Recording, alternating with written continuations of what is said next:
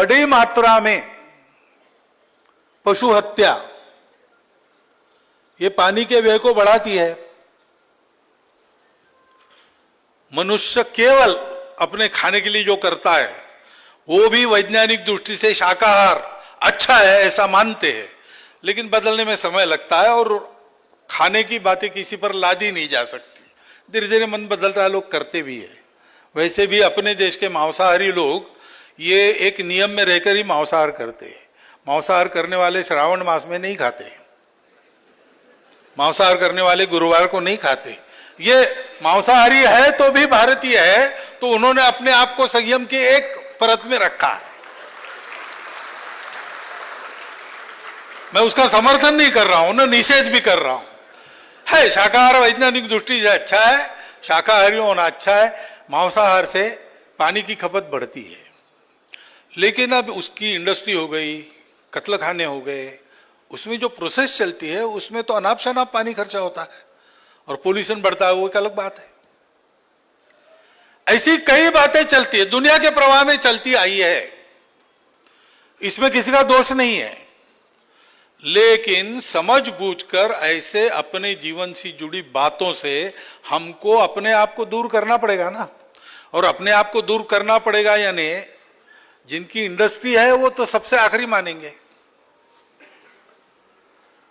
मेरी अगर meet producing industry है तो मैं तभी मानूंगा जब बनाया हुआ मीट खपेगा ही नहीं, क्योंकि कोई मांसाहार करेगा ही नहीं। तो इसलिए समाज में छोटी छोटी बातें सुदर्शन जी हमारे बताते थे, आज भी चलता है उनका बताया हुआ कि ग्लास आधा भरो, आधा से ज्यादा मत भरो। भोजन के समय ग्लास भरते थे, कभी आते थे वर्ग में, देखे ग्लास पूरे भरे हैं तो बुला के वो सारा पानी फिर से वापस घड़े में और आधा आधा भरो, ऐसा करते थे। क्योंकि आधा आधा ग्लास बचेगा तो कितनी बड़ी बचत होगी। 130 करोड़ लोगों का रोज का आधा ग्लास एक समय का कितना पानी होता है, कोई निकाले हिसाब, तो बहुत बचत होती है। और बचत होती है एक बात है, लेकिन इस आचरण का प्रभाव यह होता है कि उस आचरण के पीछे समाज के सारे क्रियाकलापों को चलना पड़ता है। समाज में जो जो वृत्तियां चलती है, व्यवसाय चलते हैं, वो समाज के लिए चलते हैं, समाज की जो आवश्यकता है उसके लिए चलते हैं। और इसलिए ये आदतें बदलना, उसके लिए प्रबोधन करना, ये बातें आवश्यक है। रक्षण करना, संपत्ति को बढ़ाना, ये सारा करना पड़ेगा। और इसलिए हमको, मैं बहुत विस्तृत वर्णन करता नहीं, क्योंकि इस गोष्ठी में मेरे पहले भी जल का अपने संस्कृति में क्या स्थान है, परंपरा में क्या क्या कहा गया है, ये सब आपके सामने आ चुका है।